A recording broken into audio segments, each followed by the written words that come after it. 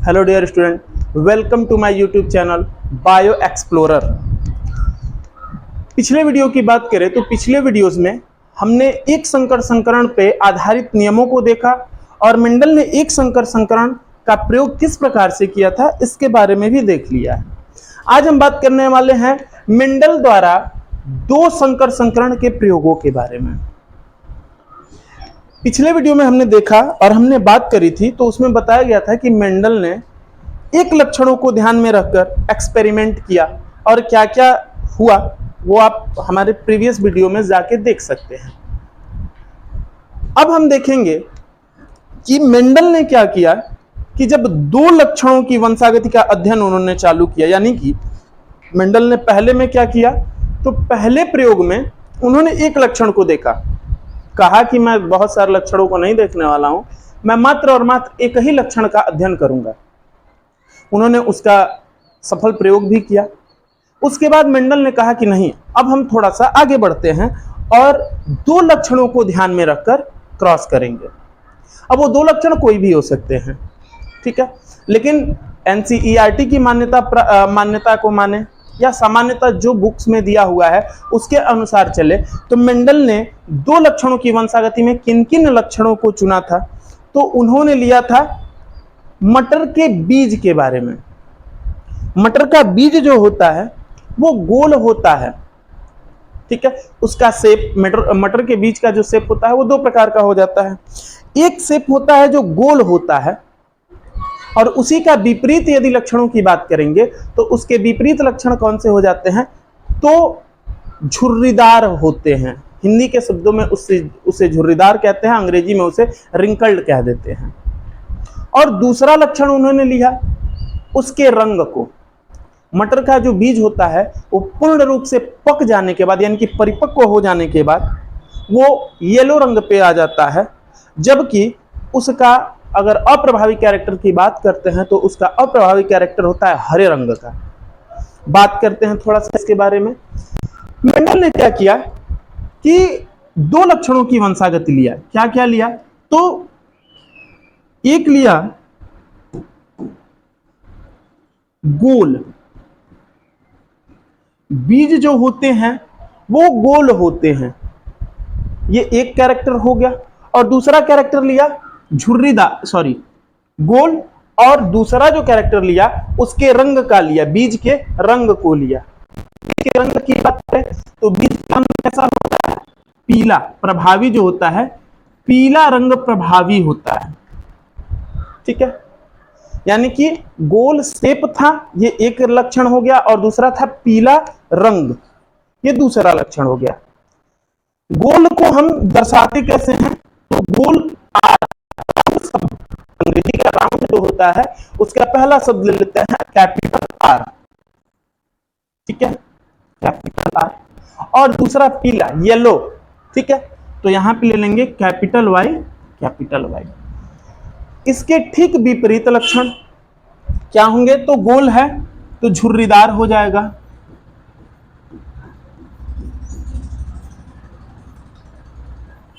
झुर्रीदार। और पीला है तो दूसरा उसका विपरीत लक्षण हो जाता है हरा, ये ले लिया। अब दिक्कत ये हो जाती है कि लड़के सोचते हैं कि कैसे क्या करें, शब्द का झुर्रीदार रिंकल्ड लिखें, तो ऐसा नहीं होता है। जो आपका प्रभावी कैरेक्टर के लिए जो शब्द का प्रयोग किया जाता है अप्रभावी में ठीक उसके उसी शब्द को छोटे अक्षर में लिख देते हैं। तो इसका हो जाएगा कैपिटल स्मॉल आर और इसका हो जाएगा स्मॉल वाई स्मॉल वाई। इसको P1 बोल दिया, P1, ठीक है।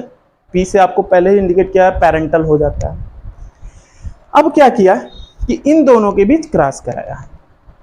इन दोनों का जब क्रॉस कराते हैं तो जेन्युइन बात है गैमेट्स बनाना ही पड़ेगा। गैमेट्स के बारे में मैंने पहले भी बताया कि कैसे गैमेट्स बनेगा, मैं सीधे सीधे गैमेट्स को बता देता हूं।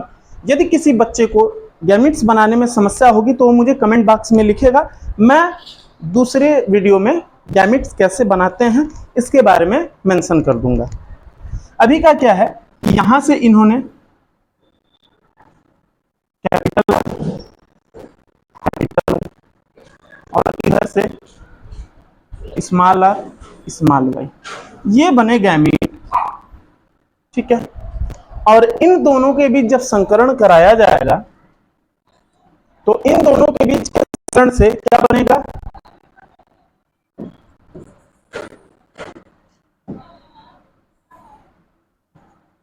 इन दोनों का जब संकरण कराया जाएगा तो बनेगा capital R, capital Y, small Y.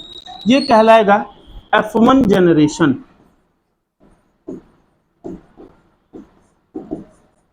F1 generation यानी कि प्रथम संतति या प्रथम पीढ़ी।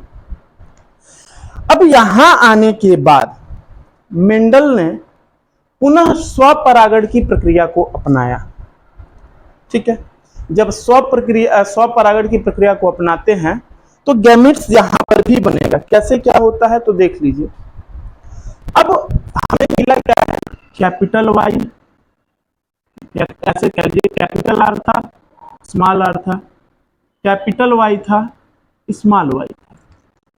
अब इससे क्या होगा, तो इसका जब गैमेट बनाएंगे तो हम इस प्रकार से बना देते हैं, कैपिटल आर स्मॉल आर, और दूसरी तरफ हो जाता है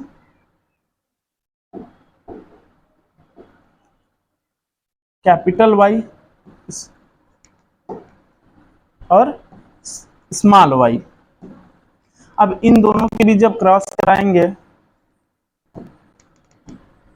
तो हमें प्राप्त होगा capital R, capital Y, capital R, small Y.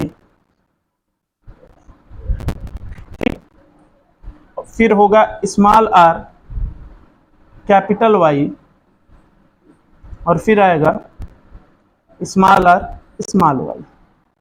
ठीक है, तो जब ये संरचना हमें प्राप्त होती है तो इसमें क्या होगा कि 4 पराग कण बनेंगे और 4 ही वर्तिकाग्र बनते हैं।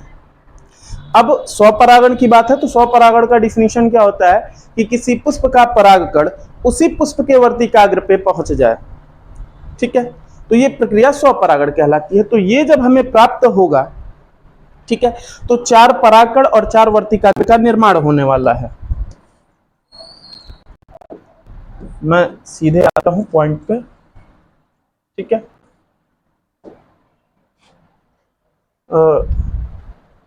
अरे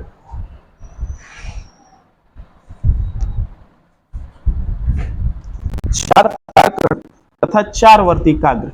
ठीक, अब क्या करेंगे कि चेकरबोर्ड, पुनेट के चेकरबोर्ड के अनुसार चलेंगे। क्या होता है पुनेट के चेकरबोर्ड में, तो उन्होंने क्या किया था,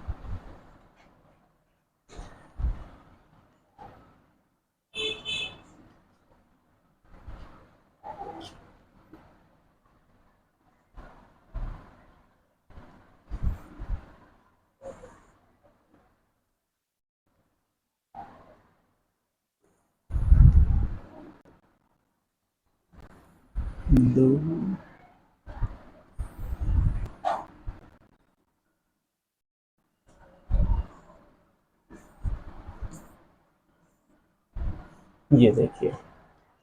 अब क्या करेंगे, एक तरफ पराग कणों को, मेल गैमेट्स एक तरफ फीमेल गैमेट को रख देंगे। मैं इंडिकेट कर दे रहा हूं मेल और फीमेल गैमेट के लिए।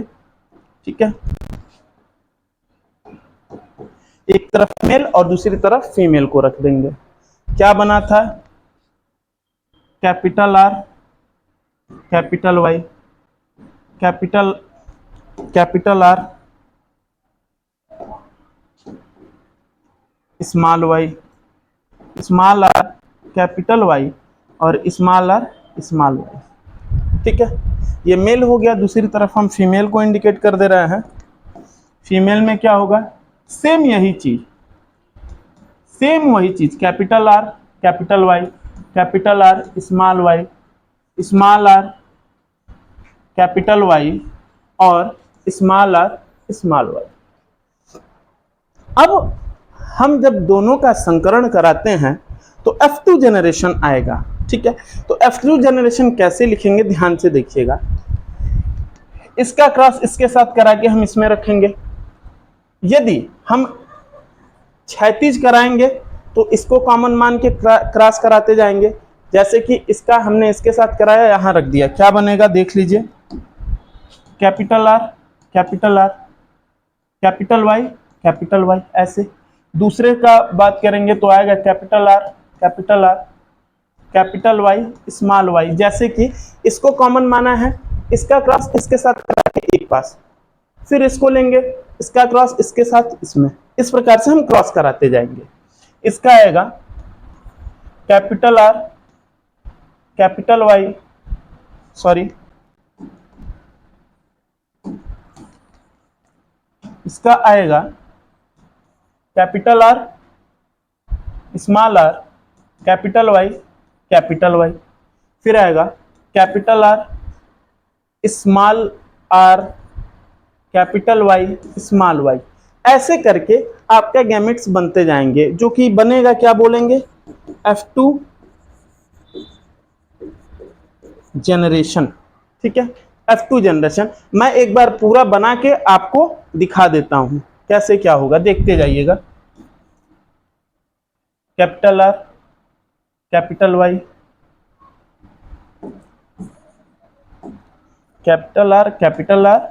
कैपिटल वाई स्मॉल वाई, इधर हो जाएगा capital R small R capital Y capital R small R capital Y small Y.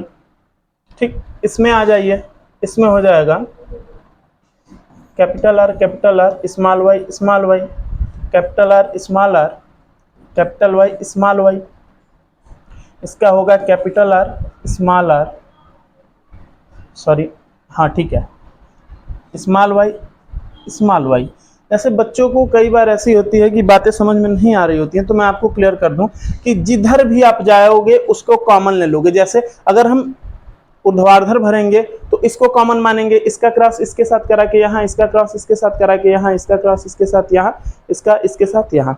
अगर हम क्षैतिज जाएंगे तो उधर का कॉमन ले लेंगे। जैसे अभी इसको मैंने कॉमन ले लिया है, तो इसका क्रॉस इसके साथ करा के यहाँ रख दिया।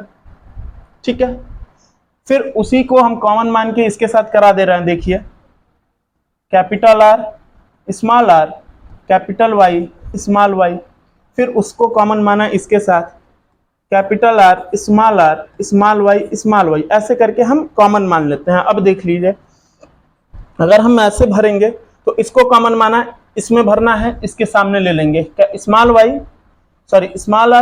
आर कैपिटल वाई, कॉमन मानिए, उसके साथ कराइए small R capital Y small Y, फिर वही उसको ले लीजिए small R capital Y small Y, और इसमें होगा small are small Y small Y. ये F2 जनरेशन आ गया।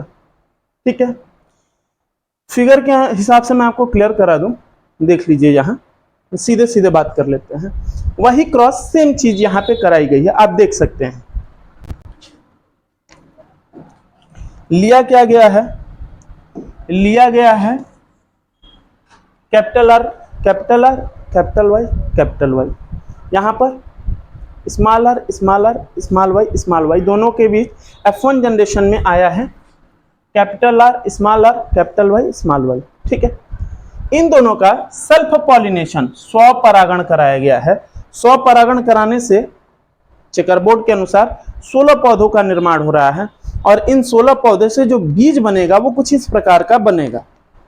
ठीक है, आप चार्ट का देख लीजिएगा और चार्ट से इसको मिला भी लीजिएगा, आपको मिल जाएगा टोटल वैसे ही। आप देख लें, इसमें आएगा 9 ऐसे पौधे प्राप्त होंगे जिनके बीज होंगे येलो और राउंड यानी कि पीला गोल। 3 ऐसे बनेंगे जिनका येलो यानी कि पीले रंग का बीज होगा और उसका शेप जो होगा रिंकल्ड होगा यानी कि झुर्रीदार होगा। 3 ग्रीन होंगे हरे रंग के और उसका शेप कैसा होगा, राउंड। और एक ऐसा होगा जो ग्रीन रंग का होगा और शेप कैसा होगा, रिंकल्ड यानी कि झुर्रीदार होगा। ठीक है, F2 जनरेशन में ये प्राप्त होता है। जब ये प्रक्रिया चली तो मेंडल ने इससे तीसरा नियम बनाया। मेंडल के द्विसंकर संकरण से मेंडल का तीसरा नियम प्राप्त होता है, जिसे हम कहते हैं स्वतंत्र अपव्यूहन का नियम। ठीक, ये रहा मेंडल के तीनों नियम। दो नियम पहले बता चुके हैं, एक नियम ये है। ये जो है मेंडल के नियम कहलाते हैं। बात करते हैं इसके बाद भी कुछ। मेंडल के नियमों की उत्पत्ति के बाद, यानी कि मेंडल के जब 3 नियम हमें प्राप्त हुए तो उसके बाद भी कुछ नियम बनाए गए थे। कौन कौन से नियम है? तो प्रमुख रूप से 2 हमें नियम और देखने को मिलते हैं। क्या है? तो बात कर लेते हैं। एक होता है जिसे हम कहते हैं अपूर्ण प्रभाविता का नियम, इनकम्प्लीट डोमिनेंट। ठीक है, बात कर लेते हैं थोड़ा उसकी भी।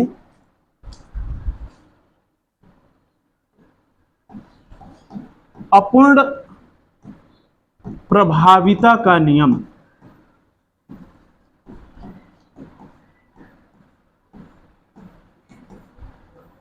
ठीक है, मेंडल ने जब प्रभाविता का नियम दिया था तो बोला था कि जब 2 लक्षणों में, यानी कि जब एक लक्षण को ध्यान में रख के क्रॉस कराते हैं तो F1 पीढ़ी यानी कि प्रथम संतति पीढ़ी में एक लक्षण जो है प्रभावी होता है तथा दूसरा छिप जाता है। लेकिन कुछ पौधे ऐसे भी होते हैं जो इस नियम को फॉलो नहीं करते हैं। उसी में एक पौधा है, इसका नाम है मिराबिलिस जलापा। ठीक है, हिंदी में कहते हैं गुलबांस, इसका दूसरा नाम है मिराबिलिस जलापा। ये मेंडल के नियम को फॉलो नहीं करता है। जैसे कि हम देखेंगे कि लाल और सफेद पुष्प के बीच जब संकरण कराया जाएगा तो F1 पीढ़ी में या तो पौधे का जो फूल होगा वो रेड कलर यानी कि लाल दिखेगा या सफेद दिखना चाहिए। लेकिन कुछ पौधे ऐसे भी होते हैं जो न सफेद दिखते हैं न लाल दिखते हैं, वो गुलाबी पौधे यानी कि गुलाबी पुष्प को उत्पन्न करने लगते हैं। उसी का एक उदाहरण है गुलबांस। देखिए, इसके जब सफेद पुष्प यानी कि एक होता है इसमें लाल पुष्प के रंग की बात करेंगे और दूसरा होता है सफेद, जब इन दोनों पुष्पों के मध्य संकरण कराया जाता है, ठीक है, इन दोनों के मध्य जब संकरण की प्रक्रिया कराई जाती है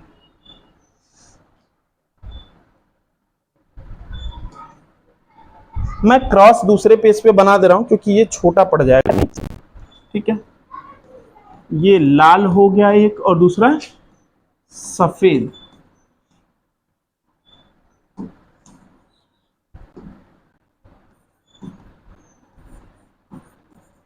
दो प्रकार के पुष्प पाए जाते हैं मिराबिलिस जलापा या गुलबास में।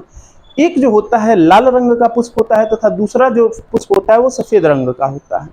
इन दोनों के मध्य जब संकरण कराते हैं, लाल जो है वो डोमिनेंट कैरेक्टर होता है और सफेद जो होता है रिसेसिव हो जाता है।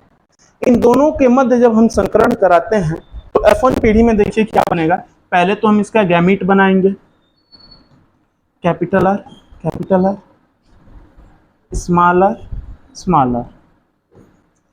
इन दोनों के मध्य जब हम संकरण कराते हैं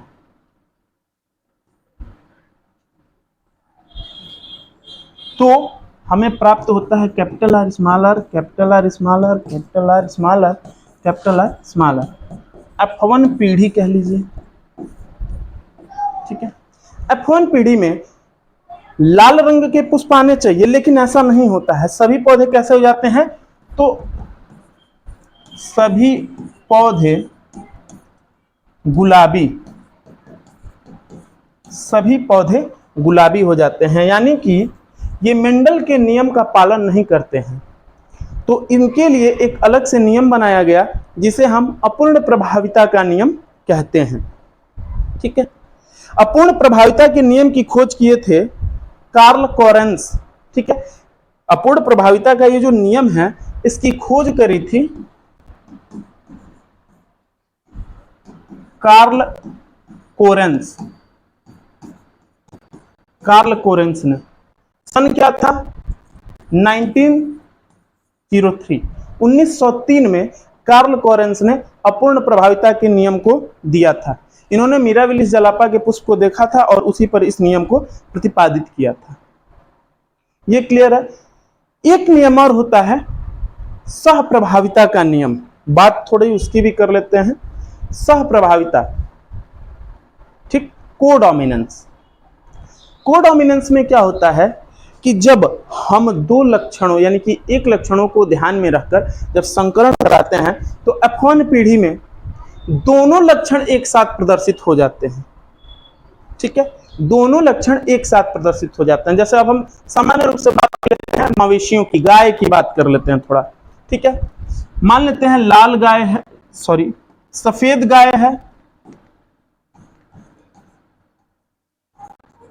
और दूसरी तरफ उसका क्रॉस करा दिया गया काले उसके मेल से। जब क्रॉस कराते हैं तो मेंडल कहते हैं कि एक लक्षण प्रदर्शित होना चाहिए, या तो लाल हो या तो सफेद हो, लेकिन ऐसा नहीं होता है। उनका F1 जनरेशन जो होता है, उनका F1 जनरेशन जो आता है वो चितकबरा हो जाता है, ठीक है, चितकबरा हो जाता है। कैसा? चितकबरे से मतलब यह है कि उनका शरीर हो सकता है कि सफेद हो, ठीक है, पूरा सफेद शरीर हो और शरीर पे काले काले धब्बे हो जाएं ऐसे, या शरीर पूरा काला हो जाए उनकी त्वचा और उस पे सफेद धब्बे हो जाए। अगर सफेद पूरा बॉडी है तो काला धब्बा और काला है तो सफेद धब्बा, ऐसे देखने को मिलता है। यानी कि आप यूं कह लें कि काले रंग ने भी अपना प्रभाव दिखाया और सफेद रंग ने भी अपना प्रभाव दिखाया, दोनों ने अपना प्रभाव दिखाया, जिससे कि क्या हुआ कि F1 जनरेशन में जो मवेशी, जो गाय की बात कर रहे हैं हम, वो गाय कैसा हो गया? चितकबरा हो गया। ये कहलाता है लॉ ऑफ कोडोमिनेंस। आज के लिए बस इतना ही। यदि वीडियो पसंद आए तो लाइक करें, कमेंट करें, शेयर करें और चैनल को सब्सक्राइब करना ना भूलें। धन्यवाद।